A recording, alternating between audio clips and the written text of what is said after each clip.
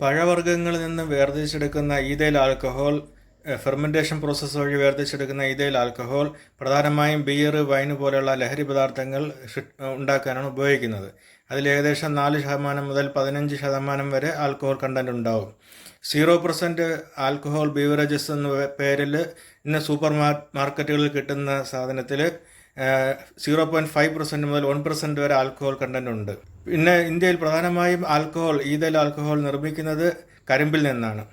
കോവിഡിന് ശേഷം അരിയിൽ നിന്നും കൂടി ആൽക്കഹോൾ നിർമ്മിക്കാൻ വേണ്ടി ഗവൺമെൻറ് അനുവാദം കൊടുത്തിട്ടുണ്ട്.